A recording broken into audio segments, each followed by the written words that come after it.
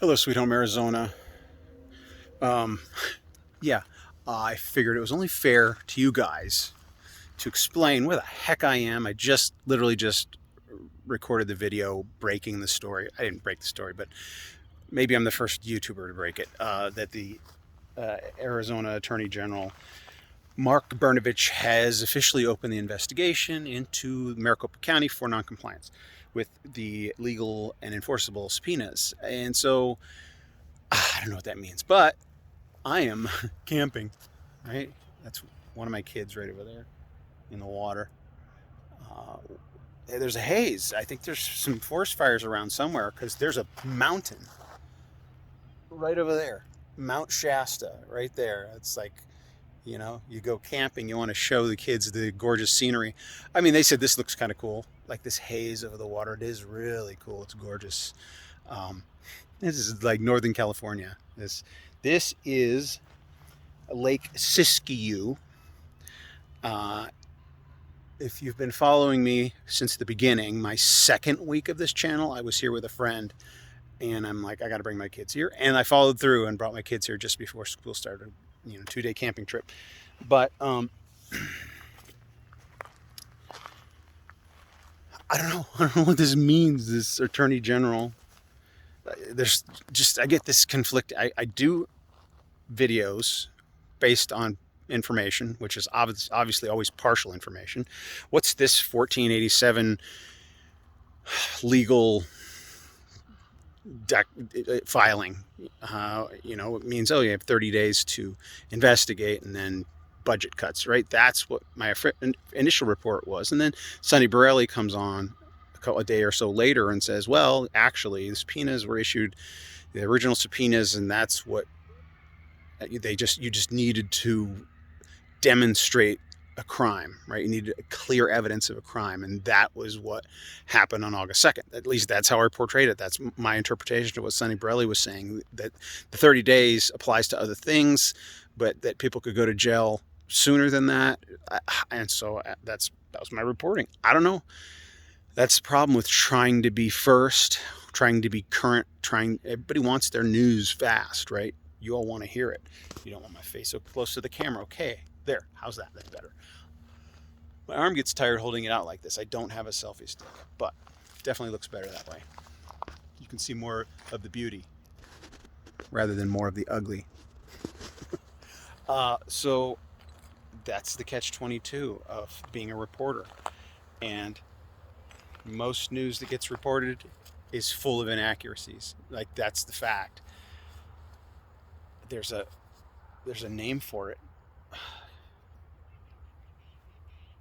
I forget the name for it. Gelman's Hypothesis. Essentially, like, if you're an expert at something and you read the news, you'll find all the holes in the story. Like, oh, that reporter doesn't know what he's talking about, or that source is misquoted, or they didn't really mean that, they're reporting it wrong, etc. So if you're an expert in the thing that you're reading about, you notice all these inaccuracies. Then you move on to the next story, the next story that you're not an expert in, and you just read it and take it all in. Like, oh, wow, interesting. Oh my gosh, that's news. Right? Every story has inaccuracies, every single one of them. And that's part and parcel of the problem of the information age, right? The instant gratification. You want your news, you want it now. And that's why fake news is just so rampant. It's like, we're going to just make up stuff and create a narrative and string people along. And talk about hopium, right? You think this uh, audits and investigations and 45 returning to the White House really soon, you think that's hopium? What do you think the Russia investigation stuff was for all of the wacko lefties? Hopium out the wazoo. They're gonna indict Trump. They're gonna indict Trump. He's gonna go to prison. He's gonna be executed for treason. Like, that's what they were saying. Like, that's what they were believing. That's what Rachel Maddow was feeding all those people. Hopium. It's a drug. So we all kind of get addicted to it. But it's just the information age, and it's not inherently evil, right? It's not an evil in and of itself. It's just a byproduct of the advancements of technology, right? We tend to focus on the negative, right? Don Henley song, Dirty Laundry. I make my living off the evening news. Just give me something I can use. People love it when you lose. They love dirty laundry, right? The expression, if it bleeds, it leads. People just gravitate to bad news. Well, you know what? People gravitate to good news when it's really good. And so that's kind of my part of my motto is let's focus on the things that we can agree upon, right? And there's a lot of good, not just the things that we can agree upon, but the good things we can agree upon. And this being gorgeous, I think, is something we can agree upon.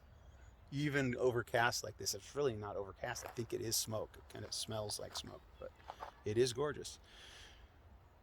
So my commitment to you guys, not just Sweet Home Arizona, but everybody, moving forward and backward, it's always been my objective is to be as honest as possible.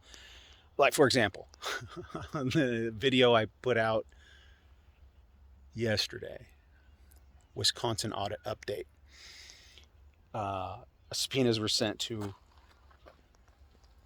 Milwaukee County, and I'm like, well, the capital of Milwaukee, the capital of Wisconsin is Milwaukee. I'm like, why would I even say that if I didn't know it was true? I said it. And then one of my detractors like, see, this guy doesn't know what the hell he's talking about. And I looked it up. Dang, it's Madison. So I got to bite my tongue. I have to self-edit and really watch everything I say. I want to be as accurate as possible. The next best thing is honest as possible. And here I am. I mean, I'm just trying to be true. True to me, true to you. True to you know who. All right, on that note, let's end. Love you guys.